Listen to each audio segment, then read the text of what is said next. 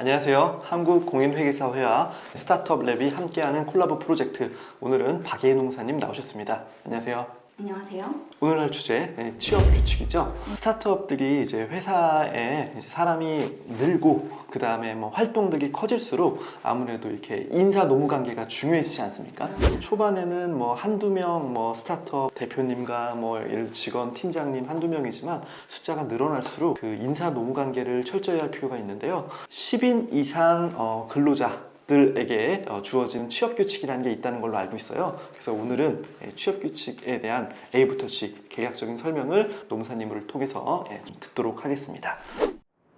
먼저 취업규칙이란 무엇일까요? 취업규칙은 말 그대로 회사에 가지고 있는 규칙입니다. 사칙이라고 우리가 흔히들 이야기도 많이 하고요. 그래서 제가 취업규칙 있으세요? 라고 이야기를 하면은 대부분 예? 라고 다시 되물어보시는 경우가 잘 많아요. 모르시는 분들도 많으시죠? 네, 그래서 흔히들 우리가 생각하는 사규라고 생각을 하시면 됩니다. 사규. 그러면 취업규칙을 작성해야 될 의무가 있는 회사, 그런 걸 규정하고 있나요? 예, 상시 근로자 수 10명 이상 되는 회사라고 한다라고 하면 무조건 취업규칙을 작성하고 고용노동부에 신고를 하셔야 합니다. 만약에 고용노동부에 신고를 안 하고 작성도 안 하면? 그러면 500만 원 이하의 과태료를 처해지게. 근데 여기서 말하는 그 상시 10인의 기준이 어떤 걸까요? 상시 10인의 기준이라고 하는 건요, 상시 10인을 우리가 계산해야 되는 날 바로 직전 전의 달의 가동일수와 평균 일하는 근로자 수를 계산을 해가지고 봅니다. 그럼 예를 들어 2019년 뭐 10월이다. 그럼 10월 달 입장에서 취업규칙 작성해서 신고하려고 할 때 9월 기준으로 상시 근로자 수가 10인 이상이어야 된다는 말씀이시죠? 네, 맞습니다.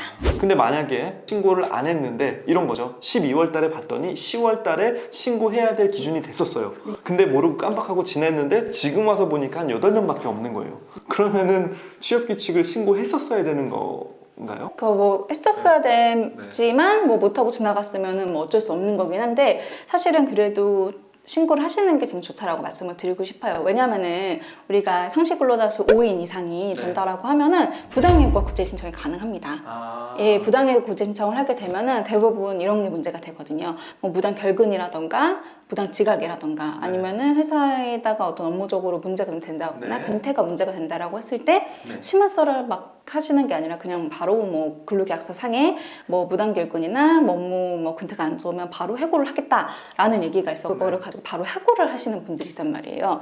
그러면은 그 해고하는 기준이 어디 있냐, 회사의 사칙이 어디 있냐라고 물어본단 말이죠.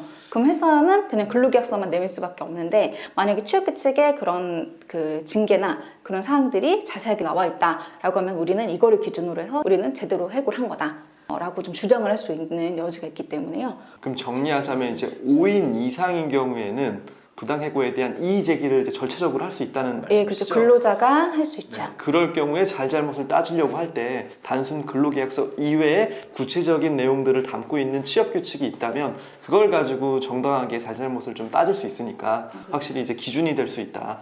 뭐 비록 그 10인이 일시적으로는 충족이 됐건 안 됐건 그래도 이제 5인 이상은 기본적으로 되다 보니까 불확실성을 대비한다는 측면에서 취업규칙은 좀 필요한 편이다. 잘 이해했습니다. 또 하나 이제 규정을 보면 취업규칙은 사업장 단위로 보아야 된다고 규정이 되어 있더라고요. 그럴 경우에는 제가 이제 궁금한 게, 예를 들어 사업장이 2개 있는 회사가 있어요.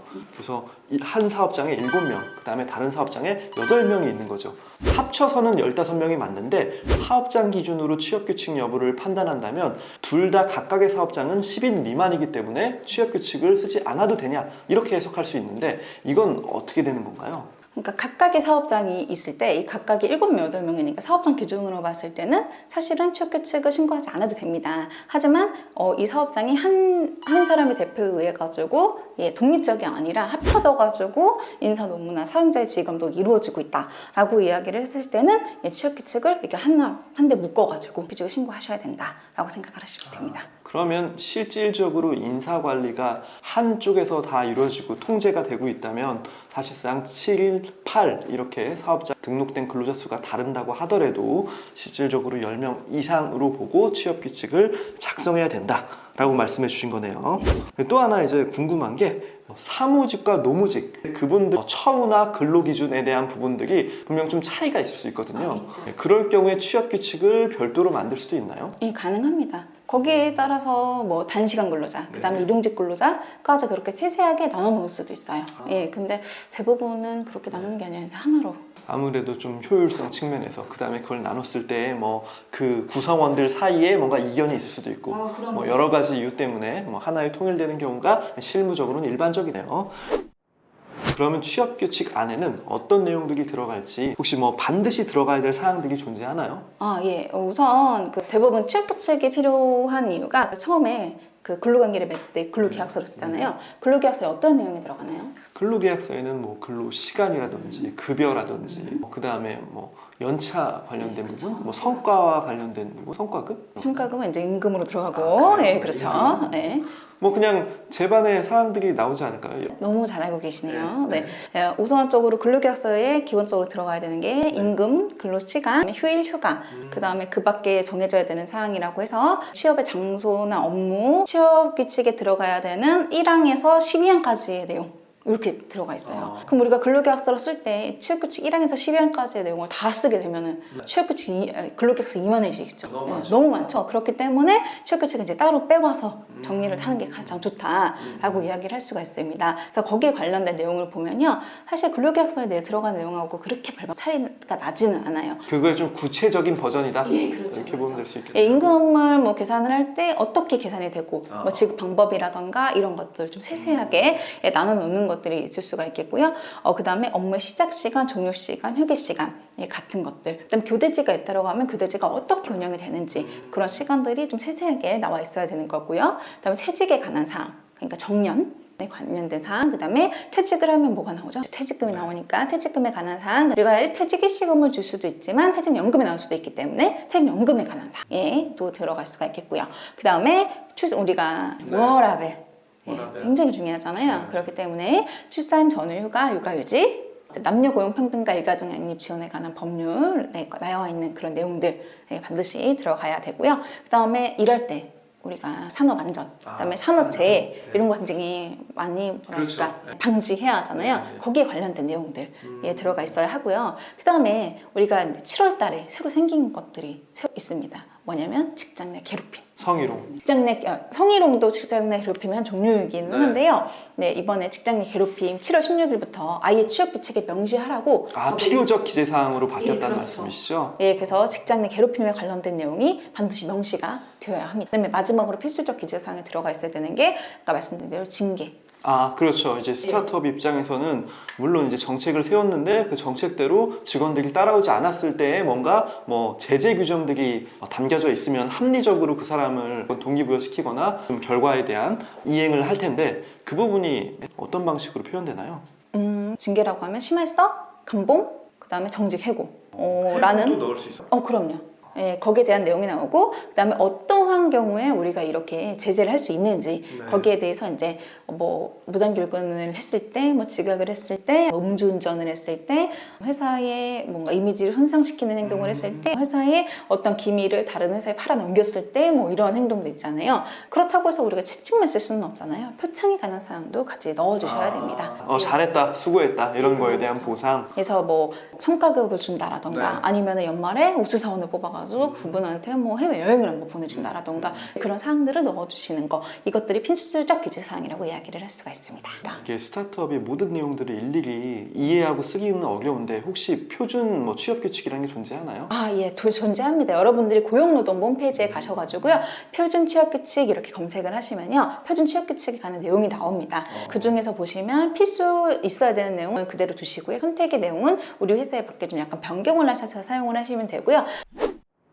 취업규칙을 작성해서 신고할 때 당연히 이 취업규칙으로 인해 영향을 받는 사람도 근로자이기 때문에 근로자들의 의견을 취합해서 듣고 뭐 반영하는 것도 되게 중요한 절차 같은데, 혹시 근로자의 어떤 의견을 받아야 되는 뭐 강제적인 또는 뭐 이렇게 합리적인 절차가 다 반영되어 있나요? 네, 취업규칙을 신고를 할 때는요, 취업규칙 신고서 하나, 네. 그 다음에 내가 신고할 취업규칙, 그 다음에 근로자들의 의견을 들었다, 라는 네, 의견서. 그래서 그거 3가지를 하셔가지고 고용노동부에 신고를 하셔야 합니다. 그 근로자들의 의견서에 반드시 뭐 모든 직원들의 서명이 다 있어야 되나요? 과반수 이상. 과반수 이상만 있으면 된다. 네. 근데 예를 들어 뭐 최초의 취업 규칙을 신고할 때 그 작성된 게 근로자의 의견 청취를 구하지 못하고 신고가 됐어요.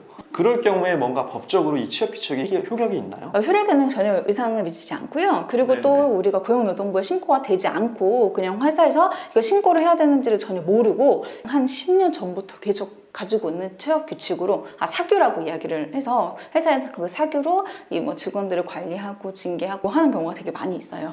정리하자면 취업 규칙을 최초로 만들어서 신고할 때 일반적으로 근로자의 의견 청취 그 동의서를 이제 같이 제출이 되는데 혹시 그게 미비됐다고 하더라도 실제 그 취업 규칙 자체는 유효한 거다. 그렇죠. 신고를 하지 않으면 500만 원 이하의 벌금은 있다. 과태료죠. 벌금 아니고. 지청에서 혹시 이렇게 근로자가 10인 이상 됐는데도 취업 규칙이 신고가 안 됐어. 그럴 경우에 먼저 연락을 해서 신고하라고 이렇게 안내를 하기도 하나요? 너무 많아서요. 그거는 사실 좀 어렵고요. 어렵다. 1년에 한 번씩 네. 그 근로감독 자율개선이라고 해가지고요. 저희 노무사들하고 그 다음에 감독관님들이 빅데이터를 돌려서 사업장을 선별을 해가지고요. 정말 실태 조사를 가시는 거네요. 예. 취업 규칙 있냐 없냐, 뭐 상시 근로자 몇 명이냐, 그 인원에 맞게 해야 될 뭐 신고사항이나 의무사항들이 적절하게 준수가 되고 있는지를 감독하러 가신다. 그래서 이런 것들이 잘 되어 있는지, 만약에 잘 되어 있지 않다고 해서 바로 과태료를 주거나 벌금을 주거나 하는 사항이 아니에요. 그냥 그래서 지도하는 거네요. 예, 잘 하셔라 라고 했음에도 불구하고 안 하시면 그때서야 뭔가 되는 거지. 저희가 뭐 가는 것 자체부터 뭐 못 오시게 막으시는 분들이 있어요. 그러지 마시고 혹시 이 영상 보시는 분들이 있다 그러면 지도하러 오시는구나 예, 라고 생각을 해주십시오. 그 다음에 이 만들어진 취업 규칙을 사실 이제 회사의 어떤 비즈니스나 활동이 바뀌고 조직들이 변화하면서 변경의 어떤 사유가 생길 수 있거든요. 그렇죠. 예, 취업 규칙을 변경할 때는 별도의 절차가 있을까요? 예, 변경을 할 때는 그냥 근로자들의 의견을 구하는 겁니다.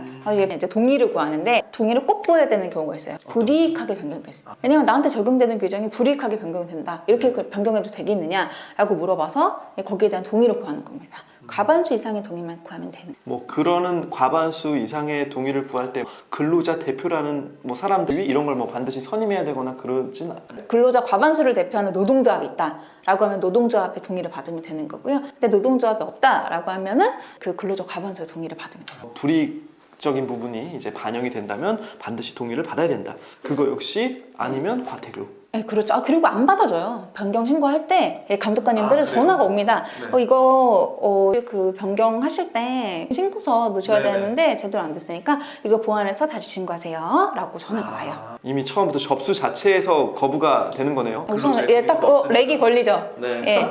그리고 이제 불이익 변경할 때는 네. 약간 애매한 게 있어요. 어떤 게 애매하냐면 네. 규정이 바뀌었는데 하나는 유리하게 바뀌었는데 하나는 불리해요. 이게 애매하다는 거예요. 그럼 전체적인 상황을 따져서 이게 근로자한테 불리한지 불리하지 않은지를 따져보고 그 다음에 이제 불리하다 안 판단은 불리하다. 누가 하나요? 예, 그 판단은 이제 우리끼리 하는 거죠. 1차적으로 회사에서 하고 근데 그 내부적인 결정을 통해서 굳이 동의를 구하지 않더라도 우린 전체적으로는 이게 혜택이 올라간 거다라고 판단해서 신고를 했는데 저기 이제 고용 지부의 판단은 또 다를 수 있다. 네, 지청의 판단도 다를 수도 있죠.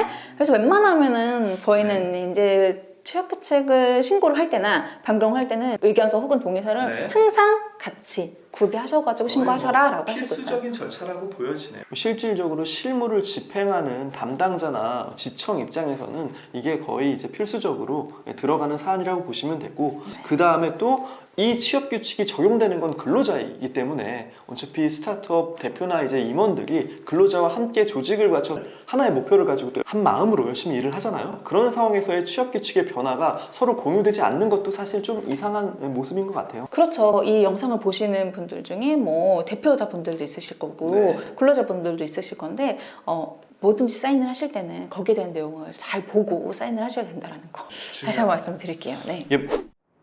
마지막 질문인데요. 이제 취업 규칙과 실제 근로계약서 이 두 가지로 봤을 때 이 두 가지가 충돌이 나는 사항들이 있어요. 조항들이 있고 이럴 경우에는 어떻게 해결되는 건가요? 나한테 유리한 게 적용됩니다. 그렇군요. 간단하죠? 그렇네요. 예를 들어 근로계약서에 뭐 안 좋은 뭐 이렇게 조건이 있다고 네. 하더라도 취업 규칙을 찾았더니 여기에 이거를 상세하고 더 좋은 조건이 있더라. 그럼 이게 바로 적용된다.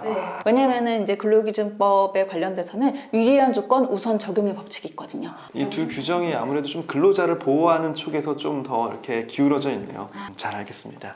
오늘 취업 규칙에 대해서 박예은 노무사님이 아주 상세하고 깔끔하게 알려주셨습니다. 저희는 더욱더 좋은 컨텐츠로 찾아뵙겠습니다. 감사합니다. 감사합니다.